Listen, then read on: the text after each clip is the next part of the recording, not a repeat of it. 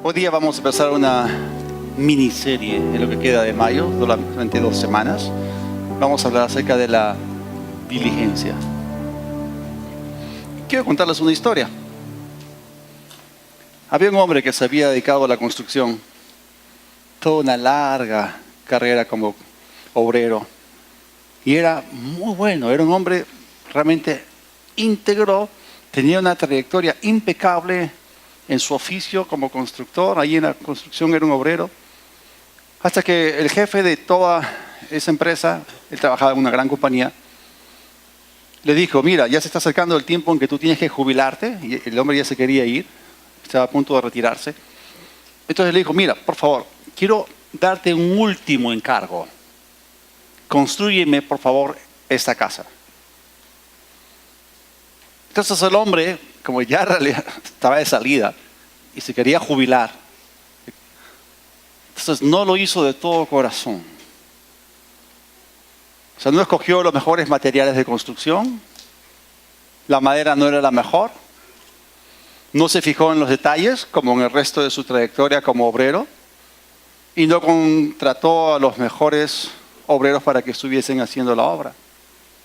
Una vez que terminó de construir la casa, se la entregó a su jefe, le dijo: ya está, ya terminé con su encargo. Y él le dijo: mira, por tu carrera impecable, quiero decirte que esta casa es para ti, acá están las llaves. Y el hombre se agarró la cabeza: oh, Dios mío, ¿qué cosa hice? No sabía que la casa era para mí.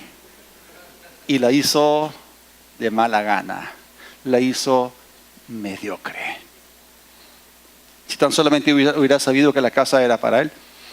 ¿Cuántos acá trabajan en construcción? ¿Cuántos son obreros, ingenieros civiles, arquitectos, constructores? ¿Alguien acá? Hay varios ingenieros civiles en la iglesia. Bueno, sea que trabajes en esa clase de construcción, no sea que tengas esa profesión o ese oficio, ¿sabías tú que tú también estás construyendo algo como cristiano? ¿Sabían que nosotros como cristianos estamos construyendo algo? En primer lugar, nuestra casa o vida espiritual. ¿Sabían que también se supone que debemos de edificar o construir el reino de Dios y el cuerpo de Cristo? Edificar el cuerpo de Cristo. ¿Sabían? ¿Cómo lo estamos haciendo? Si es que lo estamos haciendo. ¿De todo corazón? ¿Con toda diligencia? ¿Qué materiales utilizamos? ¿Materiales nobles, de buena calidad? ¿O estamos usando, como dice en 1 Corintios, madera, heno, paja, hojarasca? ¿O estamos usando materiales tales como oro, plata y piedras preciosas? O sea, ¿lo estamos haciendo de todo corazón? ¿Lo estamos haciendo como para el Señor, con toda diligencia? Son preguntas que tenemos que responder. La palabra de Dios nos habla acerca de la diligencia en el libro de Romanos, en la parte práctica de esta epístola, en el capítulo 12, versículo 11, dice: en lo que requiere diligencia, no perezosos, fervientes en el espíritu, sirviendo al Señor. En lo que requiere diligencia. No perezosos, fervientes en espíritu, sirviendo al Señor. Este versículo se puede abrir en 3 puntos importantes que podemos extraer del mismo. En primer lugar, la diligencia es algo que Dios requiere de nosotros. En segundo lugar, la diligencia es algo interior, es del corazón, ¿no? En lo que requiere diligencia, no perezosos, fervientes en espíritu, en el corazón. Y luego dice: sirviendo al Señor. El tercer punto es: la diligencia es necesaria en nuestro servicio al Señor. ¿Sabían ustedes que Dios pide, demanda, requiere de nosotros diligencia? ¿Saben ustedes que Dios no es injusto para pedirnos algo para lo cual no tengamos capacidad?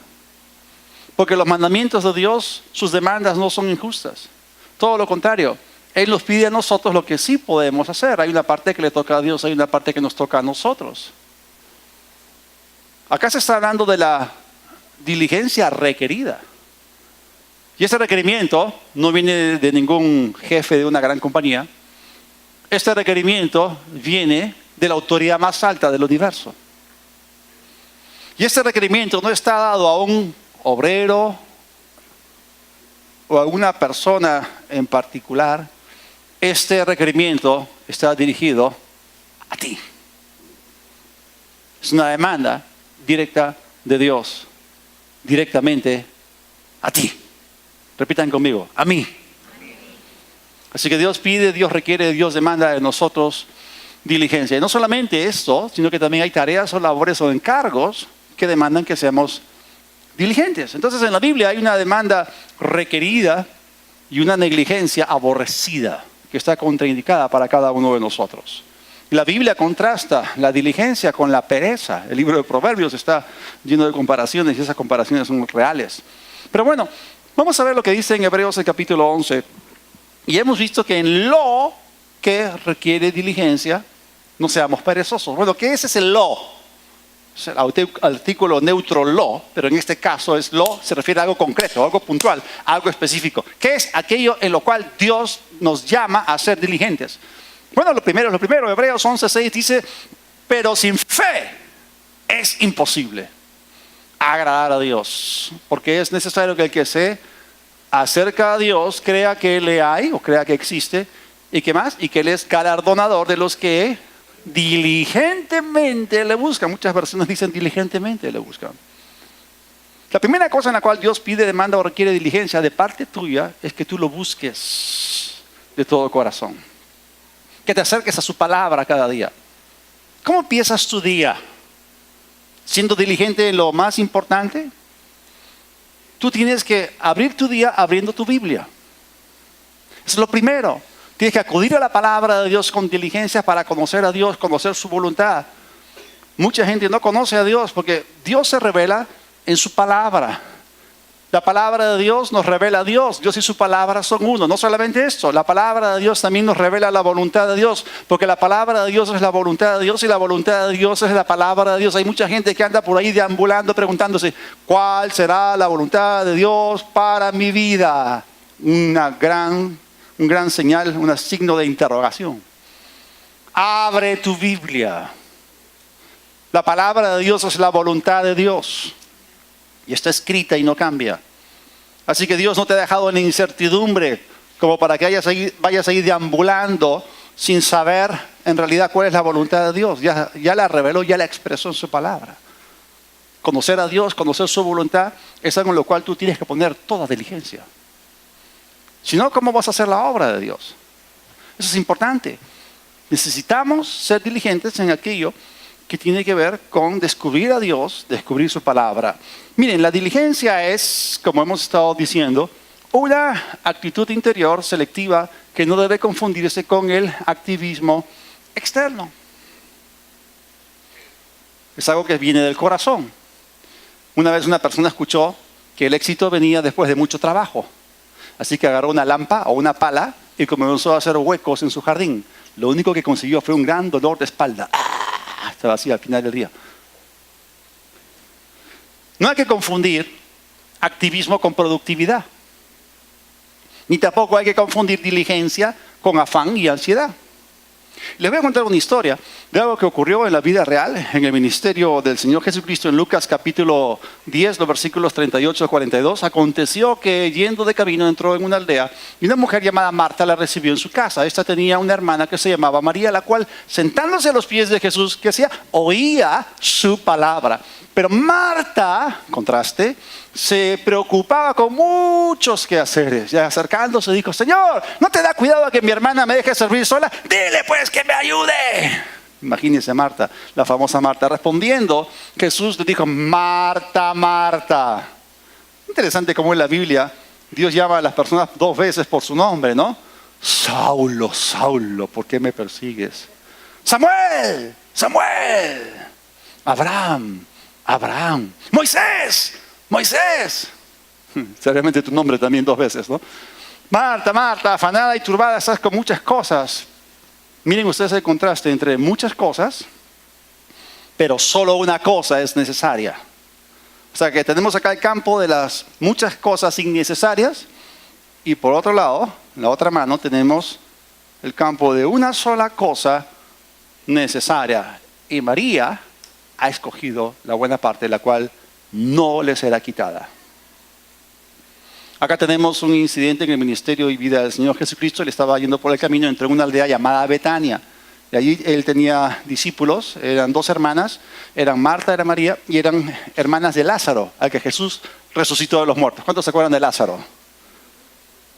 Entonces entró en la casa y seguramente entró con sus discípulos, y Marta inmediatamente comenzó a servir y a Jesús, a sus discípulos, y de repente María, cuando ve al Señor, se sienta a sus pies. O sea, entró Jesús. ¡Wow! De esto, no me pierdo esa oportunidad de jalar sabiduría de Él. Quiero aprender. Quiero que Él afile mi hacha para que cuando yo salga para cortar árboles, lo haga bien. Estoy hablando metafóricamente, ¿no? Estaba hablando acerca de ser entrenada y preparada para servir a su Señor de la mejor forma. Y noten ustedes que aquí dice que María ha escogido. O sea, ambas tuvieron una elección. Dios nos ha dado a nosotros el poder de la elección. Tú eliges, yo elijo. Pero podemos escoger lo bueno o lo malo. Y Marta escogió mal. O sea, Marta entró en el campo de las muchas cosas innecesarias. Había muchas cosas que hacer en casa. Pero esas muchas cosas la distrajeron a ella de lo más importante, de la cosa necesaria, que es tu relación con Dios, tu relación con la palabra de Dios, es lo más importante. Entonces, hay muchas distracciones en este mundo que pretenden competir por nuestra atención. Y vemos aquí que esta mujer, Marta, fue distraída de la prioridad de Dios, lo más importante. Marta escogió mal, ¿y cómo terminó? Afanada y turbada. Pero María, Jesús dijo, y Jesús la recompensó, la felicitó. O sea, Marta decidió mal y terminó afanada y turbada. María escogió bien, decidió bien, escogió escuchar la palabra de Dios. Y Jesús la felicitó, Jesús la recompensó y ella fue guardada en completa paz. Y dijo que esa inversión, aquello que Él había puesto en su espíritu, en el espíritu de María, nunca le iba a ser quitado. El tesoro precioso de la palabra de Dios. Entonces, acá nos preguntamos, ¿quién de las dos fue diligente? ¿O Marta o María? Bueno, la verdadera diligencia es algo del corazón, es una virtud de carácter, surge del corazón del hombre y no se debe confundir con el afán o la ansiedad de la carne, porque la diligencia es del corazón. La diligencia es selectiva, porque se enfoca en lo que es necesario e importante.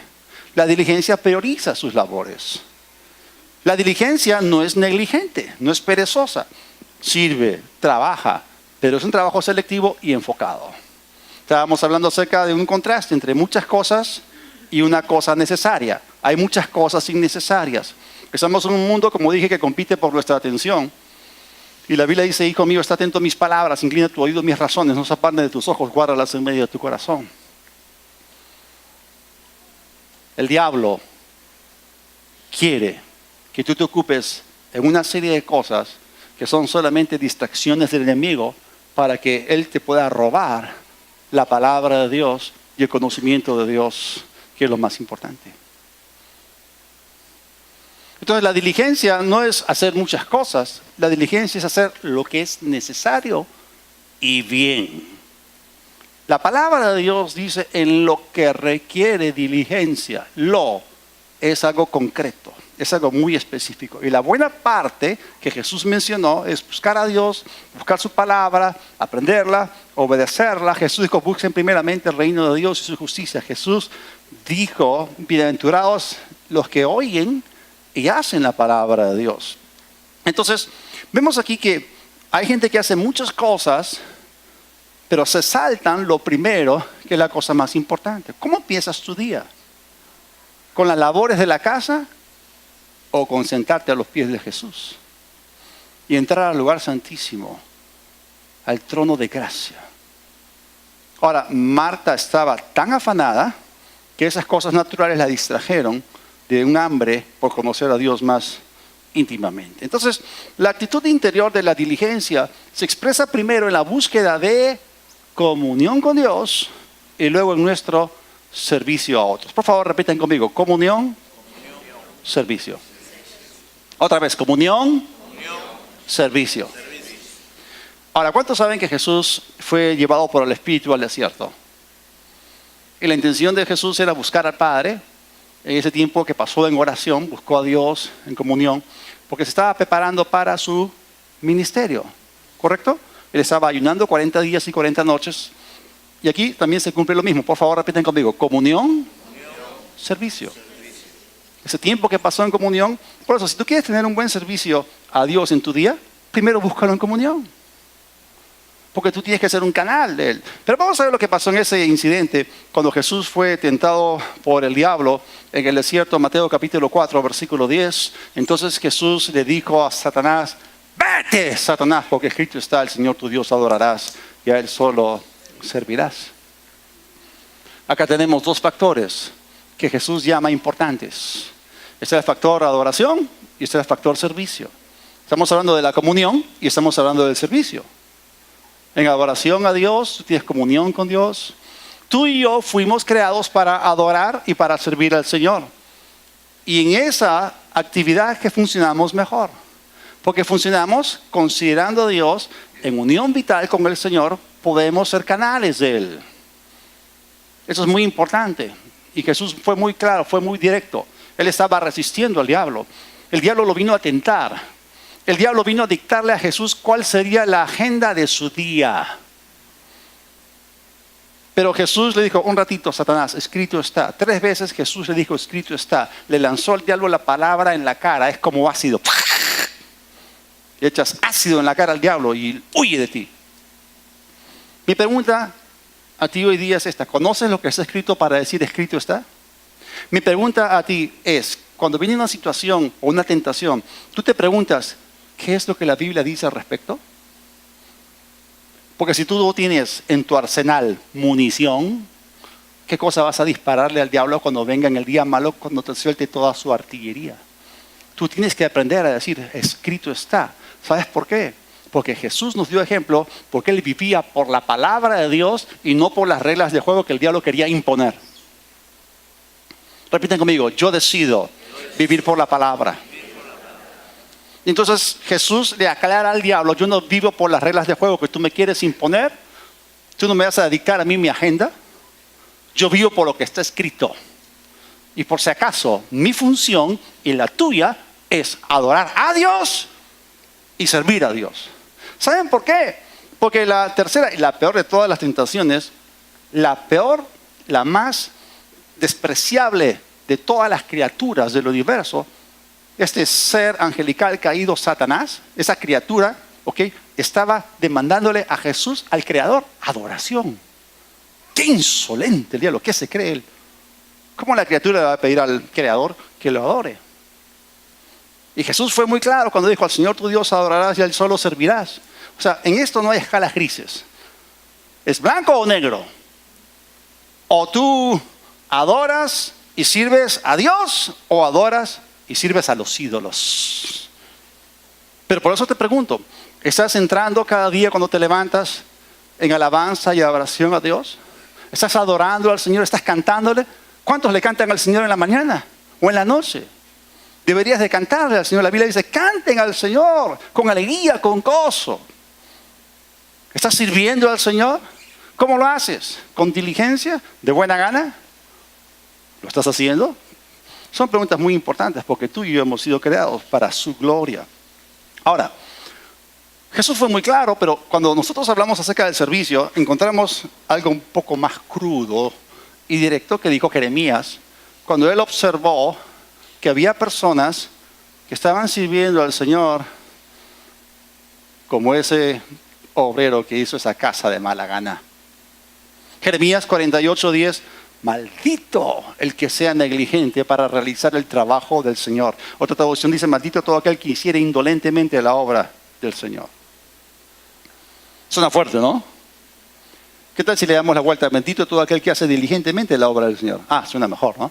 Pero acá esta es una denuncia de algo, porque había gente a la cual se le había requerido diligencia y estaban haciendo las cosas de Dios con completa dejadez, con completa negligencia, como si fuese lo peor. El estándar que ellos estaban mostrando al servir, entre comillas, al Señor era muy bajo. ¿Ustedes creen que la mediocridad glorifica a Dios? La gente mediocre es la gente que se contenta, la que tiene satisfacción a expensas de la calidad. No le interesa la calidad. Hacen las cosas por hacerlas. Y eso no glorifica a Dios. Se supone que lo que hacemos nosotros tiene que ser con gloria, con excelencia, porque es para Él. Hacerlo de todo corazón, con toda diligencia. Y eso tiene que ver con nuestra mentalidad. Tiene que ver con la forma en que vemos las cosas. Entonces, muchas personas buscan las recompensas de la diligencia, pero no son diligentes en su búsqueda de Dios ni de su palabra. No buscan a Dios en oración, no lo alaban, no lo adoran. Y no viven para servir, sino para ser servidos. Y ese es un problema. Ahora, en la Biblia, Dios no bendice la pereza. Él recompensa la diligencia. Eso es muy claro. Así que los perezosos no pueden agradar a Dios. Los diligentes, que son selectivos y conocen los encargos del Señor, esos son los que van a ser recompensados. Hemos visto que Dios recompensa a aquellos que diligentemente le buscan. Hay una buena noticia para ustedes. Si ustedes toman la decisión de ser diligentes, serán recompensados. Maravilloso. Denme una sonrisa. Muy bien. Ahora, poco antes de que Jesús termine su ministerio, antes de que fuese arrestado y fuese crucificado, Jesús comenzó a hablar acerca de los encargos, acerca de lo que Él iba a querer de su iglesia después de que fuese levantado y sentado a la diestra del Padre. Y aquí tenemos en Mateo 25 lo que se conoce como la parábola de los talentos. ¿Cuántos han leído la parábola de los talentos? Aquí habla de las responsabilidades que serían puestas sobre nosotros después de que Él ascendiese al cielo. Mateo 25, versículos 14 al 30. Porque el reino de los cielos es como un hombre que yéndose lejos llamó a sus siervos y les entregó sus bienes. A uno dio 5 talentos, a otro 2 y a otro 1. A cada uno conforme a su capacidad. Y luego se fue lejos. Y el que había recibido 5 talentos fue y negoció con ellos y ganó otros 5 talentos. Asimismo, el que había recibido 2, ganó también otros 2. Pero el que había recibido 1 fue y cavó en la tierra y escondió el dinero de su señor. Después de mucho tiempo vino el señor de aquellos siervos y arregló cuentas con ellos. Y llegando el que había recibido 5 talentos, trajo otros 5 talentos diciendo: Señor, 5 talentos me entregaste, aquí tienes, he ganado otros 5 talentos sobre ellos. Y su señor le dijo: bien, buen siervo y fiel. Sobre poco has sido fiel, sobre mucho te pondré. Entra en el gozo de tu Señor. Llegando también el que había recibido 2 talentos, dijo: Señor, 2 talentos me entregaste, aquí tienes, he ganado otros 2 talentos sobre ellos. Su Señor le dijo: bien, buen siervo y fiel, sobre poco has sido fiel, sobre mucho te pondré. Entra en el gozo de tu Señor. Pero, aquí hay un pero, ¿no?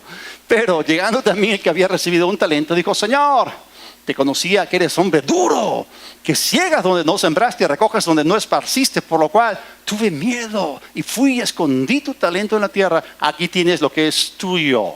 Respondiendo su señor le dijo: siervo malo y negligente, sabías que ciego donde no sembré y que recojo donde no esparcí, por tanto debías haber dado mi dinero a los banqueros y al venir yo hubiera recibido lo que es mío con los intereses.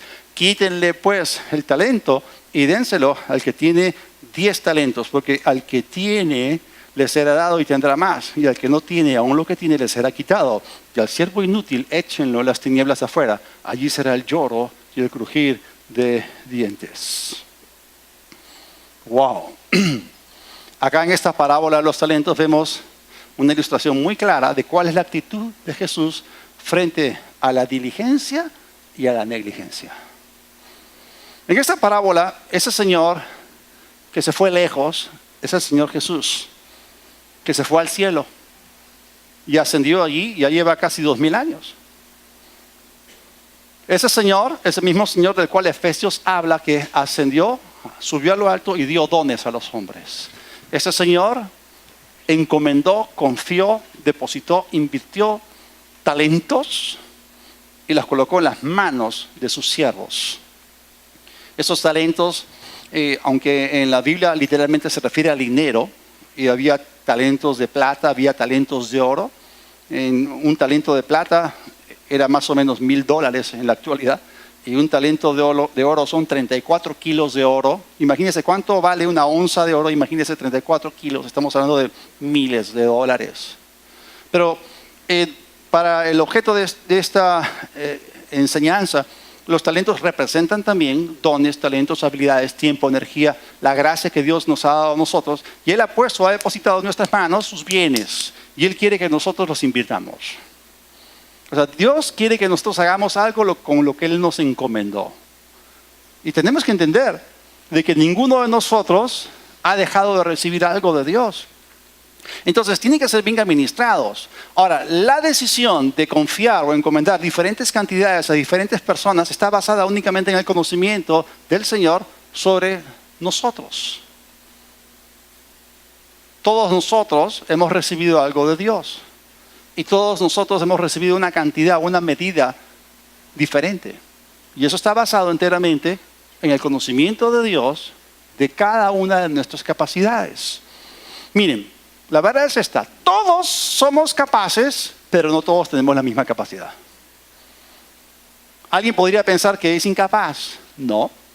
Dios te creó con capacidades y Dios no te va a dar algo que tú no puedes manejar. Él te conoce perfectamente. Te conoce mejor de lo que tú te conoces a ti mismo. Así que no hay excusa. Pero tú podrás decir, no, pero Señor, tú me has dado mucho y a Él le has dado poco. Un ratito.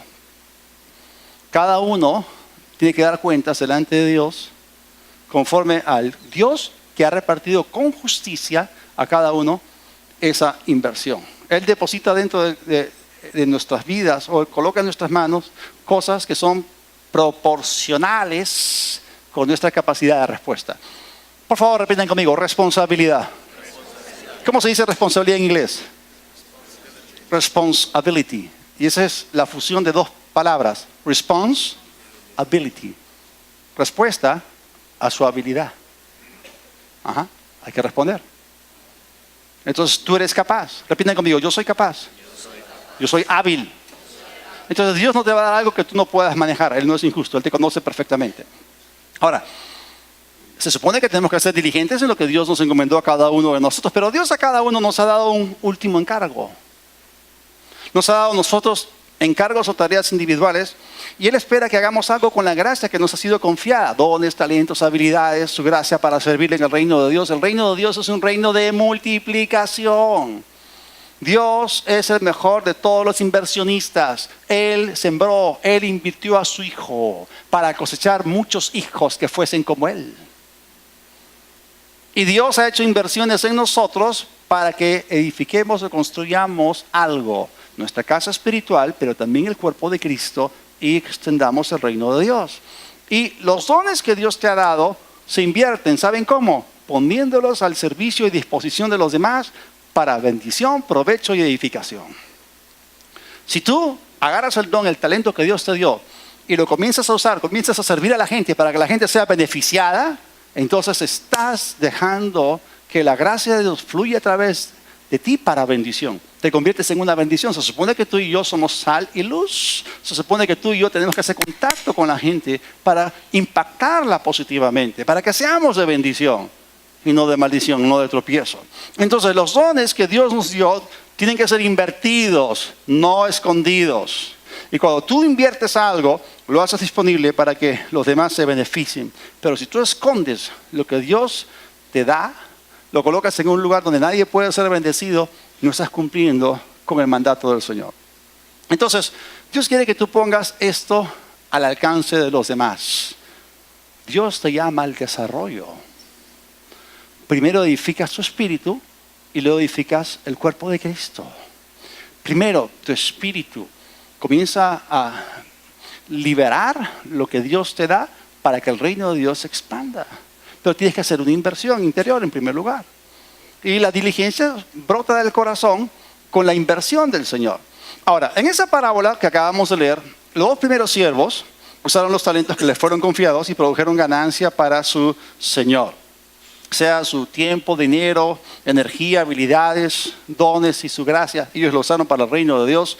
Y bueno, ellos no recibieron esos talentos para guardarlos con seguridad en una caja fuerte, ni para enterrarlos, sino para traer un incremento o ganancias para su Señor. Y la verdad es que cuando leemos esto, vemos que estos dos primeros fueron diligentes y usaron esto para incrementar lo que el Señor tenía. Y acá tenemos una excelente y clara ilustración de lo que es la ley del uso que siempre viene precedida por la ley del reconocimiento. O sea, ellos llegaron al punto en que reconocieron lo que Dios les había puesto, les había dado encomendado en sus manos, e hicieron algo al respecto. Y eso trajo incremento, trajo multiplicación. Y el Señor los recompensó, el Señor los felicitó. Y ellos se llenaron de gozo, entraron en el gozo del Señor. Miren, ambos fueron fieles, fueron diligentes, y cada uno recibió la misma alabanza y recompensa de parte del Señor. Y esto es tremendo. Ellos hallaron algo en la vida. Ellos descubrieron cuál es la fuente de gozo, cuál es la verdadera vida cristiana victoriosa o próspera. ¿Sabes cuál es? Invierte tus dones en el reino. Entra en el gozo de tu Señor, es parte de la recompensa. Cuando tú eres una persona que estás dando, estás invirtiendo, estás sirviendo a la gente, el gozo del Señor está presente. ¿Saben ustedes que hay más gozo o es más bienaventurado dar que recibir? Jesús lo dijo. ¿En qué lado estás? ¿Estás en el lado en que das o estás en el lado que recibes?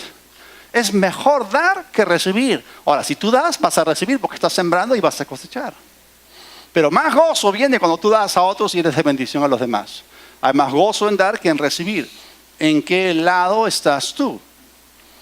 Y es una cuestión de mentalidad. Habla con la gente europea, habla con la gente norteamericana. ¿Saben lo que están pensando en las iglesias?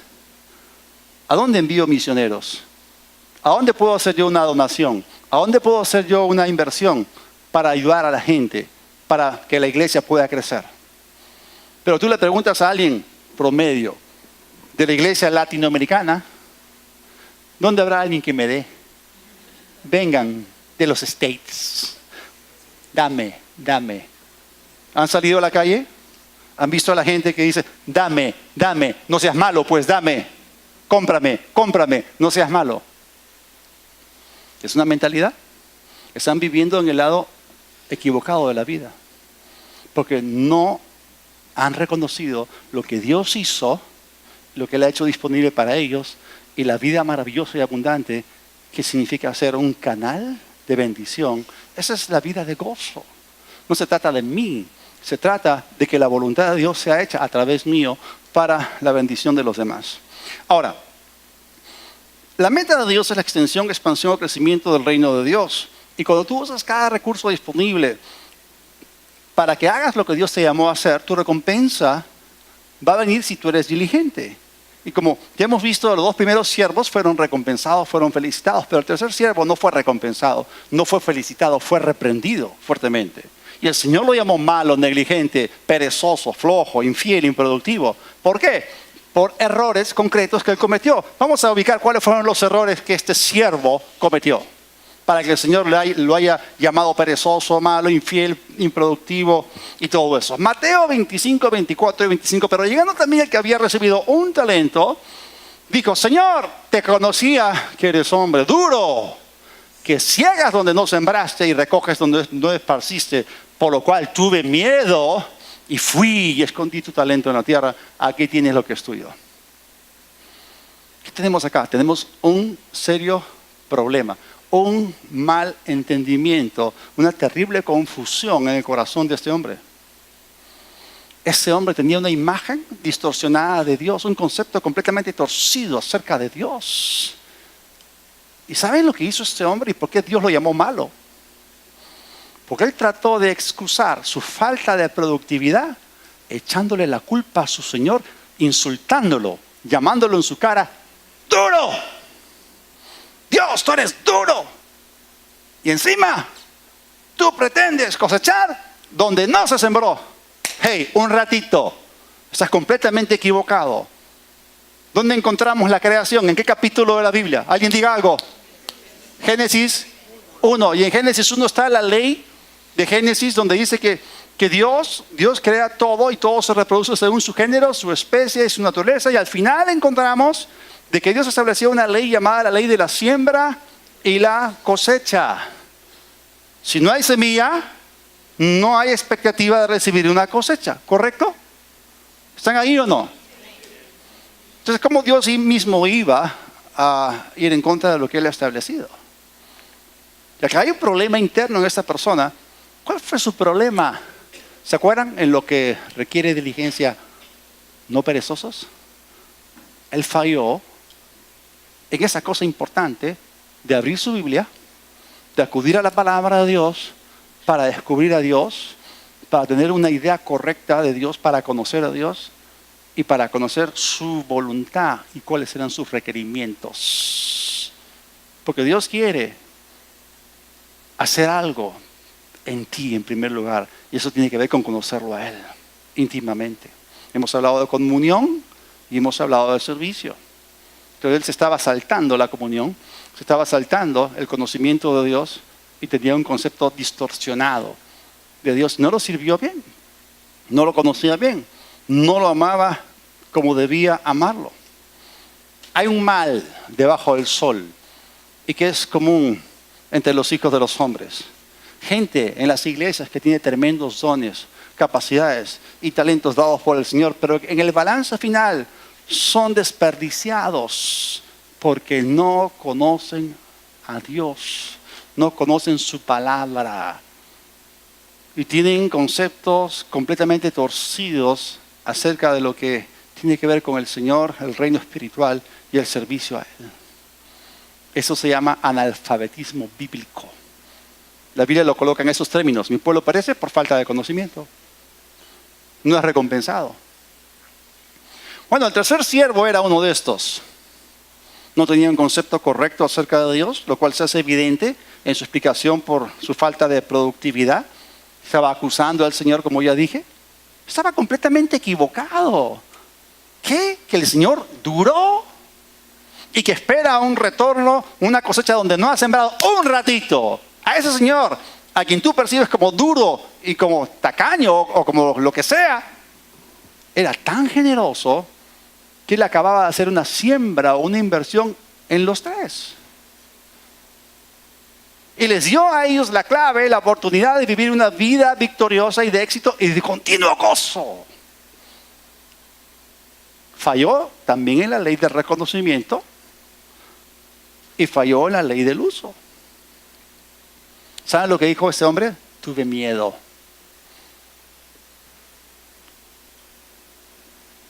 Temor al fracaso, temor a arriesgarse, temor a hacer lo correcto. Y estas declaraciones erradas que este siervo hizo causaron que Jesús lo llamase malo. O sea, él debía invertir el talento, no debía enterrarlo, lo enterró. Y se lo retornó al Señor en su estado original, sin ningún desarrollo, sin ninguna ganancia, sin ningún incremento, multiplicación cero. Y por eso fue llamado negligente o perezoso. Hay gente que se parece a este tercer hombre. Frank Tiger dijo que algunas personas harían cualquier cosa para ser capaces de no hacer nada. O sea, flojonazos, ¿no? Se dan vueltas en la cama. Aman su cama más que su Biblia. Ok, pero tenemos que entender otra vez que el Señor busca incremento. Es un reino de multiplicación. Si no hay diligencia en la inversión, no hay incremento alguno. Y la diligencia hace que la productividad se desate o se libere. Me gustan las palabras de David Bednar, que dijo que la gente ordinaria que hace de manera fiel, diligente y consistente las cosas simples que son correctas delante de Dios, producirá resultados extraordinarios. Está hablando acerca de gente que se atrevió, gente que invirtió, gente que decidió entrar en el incremento y en la multiplicación de Dios y no escondió por temor lo que el Señor le había dado. Pero ese hombre dijo, tuve miedo, temor al fracaso, temor a arriesgarse. No asumió la responsabilidad de invertir lo que Dios le había dado. Temor, el temor te roba. Es el más grande ladrón de las bendiciones de Dios. No asumió la responsabilidad de manejar los bienes de su Señor. Y por eso fue llamado improductivo. Y por eso si tú inviertes ese don precioso que Dios te dio para bendición de los demás, entonces vas a entrar en la recompensa de Dios, que es el gozo y otras recompensas más. Pero los que son negligentes van a vivir frustrados, porque no se pueden obtener los resultados ni cosechar las recompensas de una vida diligente inexistente. Y hay gente que busca la recompensa, ahí está la mentalidad de atajos. Buscan la recompensa, pero no buscan al galardonador. No buscan la palabra, no buscan los procesos. Entonces Dios bendice nuestras acciones y las bendiciones de Dios nos sobrecogen. ¿Han visto la vida de José en Egipto? ¿Cuántos saben que José, aunque era esclavo, era próspero? La Biblia lo llama próspero. No tenía nada, la cama donde dormía no era suya, la comida que comía no era suya, todo lo que tenía era ajeno. Sin embargo, la Biblia lo llama próspero. Y él fue diligente. Y luego el Señor se encargó de su tremendo éxito. Las bendiciones de Dios vinieron sobre él y los sobrecogieron. Porque él fue diligente en lo que Dios había puesto dentro de él. Ahora, las bendiciones de Dios no son automáticas, pero son alcanzables. ¿Qué tienes que hacer? Te posicionas. No las mereces, se reciben por gracia, pero tienes que estar en la posición correcta. Si no te posicionas en el Espíritu a través de tu obediencia, entonces no te mojas, ¿no? ¿Alguna vez se han bañado? ¿Se han bañado alguna vez en la ducha? Abres el caño, ahí está el chorro, y tú estás a 1 metro, pero no me mojo. Ponte debajo del chorro, pues. Entonces mucha gente no se da cuenta, la bendición está ahí, está lloviendo, pero no se mojan porque no se posicionan. Y la bendición de Dios es alcanzable. Ahora, Dios coloca en nosotros el deseo de hacer las cosas, produce en nosotros el querer como el hacer, o sea, pone la capacidad para hacerlo. Y les voy a dar tres cosas puntuales. 3 cosas puntuales. Número 1, determina ser una persona diligente. Es, como ya dije, es una actitud interna del corazón, nadie te puede forzar. Así como Marta escogió, así como María escogió, tú tienes el poder de la elección. Es algo que tú tienes que hacer, tú tienes que decidir ser diligente. Esa es la primera cosa. Es una actitud interior, tú lo haces con tu corazón. Número 2, actúa, toma pasos. Cuando Dios encargó a Abraham ciertas cosas, Abraham siguió a Dios, tomó pasos, caminó con él, fue diligente y fue bendecido. Ahora, los resultados no vienen de la noche a la mañana, pero si tú eres paciente y tú eres persistente, vas a ver la recompensa de tu diligencia. Hay una diligencia que está requerida, pero también hay una diligencia recompensada. Y el Señor viene, y ese día de rendición de cuentas no debe ser un día que haga que te pongas nervioso o temeroso. Si tú eres diligente, ten expectativa, porque el día de la recompensa viene para ti. Que nadie tome tu galardón, dice la Biblia. Pero tus acciones tienen que ser acciones que honren al Señor. Y bueno, número 3, espera lo mejor de Dios. Y tampoco esto es automático. Si tú le das lo mejor de ti a Dios, tienes la base del derecho para recibir lo mejor de Él. Él ve tu corazón. Ahora, vamos a terminar con este pasaje. Estábamos hablando acerca de construir algo, edificar algo, en verdad y libertad. Estamos señalando hacia algo. Formar a Cristo en ti. Formar a Cristo en ti. Las virtudes de carácter de Cristo en ti. En 2 de Pedro 1, los versículos 3 al 8, encontramos al apóstol Pedro hablándonos de la aritmética del crecimiento espiritual. Porque aquí habla acerca de una base sobre la cual tenemos que añadir una serie de cosas a las cuales la Biblia llama virtudes. Los primeros versículos son versículos en los cuales Pedro se dirige a la audiencia en particular, a los expatriados del Ponto, Bitinia, y luego dice, a los que han alcanzado por la justicia de nuestro Dios la misma preciosa fe que nosotros tenemos, la misma fe preciosísima que nosotros tenemos. Entonces él comienza con la base de la fe. Ahora voy a leer el versículo 3, dice, pues su divino poder nos ha concedido todo cuanto concierne a la vida y la piedad mediante el verdadero conocimiento de aquel que nos llamó por su gloria y excelencia, por medio de las cuales nos ha concedido o dado sus preciosas y maravillosas promesas, a fin de que por ellas lleguen a ser partícipes de la naturaleza divina, habiendo escapado o huido de la corrupción que hay en el mundo por causa de la concupiscencia. Por esa razón, también obrando, ¿cómo? Dice obrando, ¿no? No dice cruzado de brazos, no dice dándote vueltas en la cama. Obrando, ¿cómo? Con toda diligencia añadan. O sea, está hablando en términos de construcción. Tú colocas el cimiento y vas añadiendo encima, ¿correcto? Vas construyendo. Añadan a su fe. ¿Se acuerdan? La base era la fe. Hemos alcanzado por la justicia de nuestro Dios una fe igualmente preciosa que la de Pedro. Ajá. Añadan a su fe, ¿qué? Virtud. Y a la virtud, conocimiento. Y al conocimiento, dominio propio. El dominio propio, perseverancia. Y la perseverancia, piedad. Y a la piedad, fraternidad. Y a la fraternidad, amor. Pues, ¿estas qué? Virtudes. Al estar en ustedes, ¿cómo? Escasamente. No, y al abundar, no los dejarán ociosos, negligentes o perezosos, ni estériles en el verdadero conocimiento de nuestro Señor Jesucristo. Se habla de las promesas de Dios son en el sí y en el amén. Nuestra fe se extiende para creer y tomar las promesas de Dios. Pero Él dice amén, pero hay algo más. Está bien, Él nos ha dado miles de promesas, nuestra fe las recibe, pero ahora ustedes tienen que construir algo, tienen que edificar su carácter, porque Dios se ha propuesto, Él nos ha predestinado para que seamos hechos conforme a la imagen de su Hijo. ¿Sabes cuál es la meta de Dios? ¿Cuál es la intención de Dios contigo? ¿Qué es lo que Dios quiere contigo? Quiere formar a su Hijo en ti, en ti, en ti, en ti y en mí. ¿Van a contribuir? ¿Van a colaborar? ¿Lo van a dejar? Con toda diligencia, obrando con toda... No es automático, pero es alcanzable. Es por la palabra, es por el Espíritu, mediante tu diligencia. Entonces Él está diciendo, mire, acá hay materiales de construcción para edificar nuestra vida, nuestra casa espiritual, nuestro carácter. ¿Cómo se edifica? Bueno, un material tras otro, una etapa tras otra. Y aquí está hablando acerca de añadan virtud, añadan conocimiento de Dios y dominio propio. Tenemos espíritu, dominio propio. Y luego perseverancia en la palabra, perseverancia en la oración y piedad, es decir, ser temerosos de Dios, caminar en el temor de Dios, fraternidad, o sea, el amor con los hermanos y sobre todo vestirnos del sobre todo que es el amor de Dios.